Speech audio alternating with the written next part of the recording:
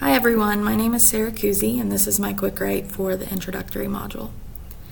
In this one, you are overcome with so many emotions. In this one, you are blessed, grateful, anxious, excited, scared, so many things filling your brain. For 10 years of your life, you were certain of who you were, just too ashamed to show it.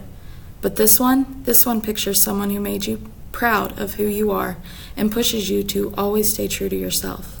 This one shows you asking that person to celebrate life with you for the rest of your days. In this one, you were finally able to breathe for the first time after months of making sure this moment was perfect. In this one, you were wondering why you were so worried about making the entire evening run smoothly when this moment was all that really mattered. In this one, you are laughing at yourself for stressing so much when this truly was the easiest thing you had ever done. In this one, you are grateful. You can't see it here, but you know that in this one, there are so many people around you who love and care about you. So many of your closest friends and family are there with you, showing their unconditional love and support.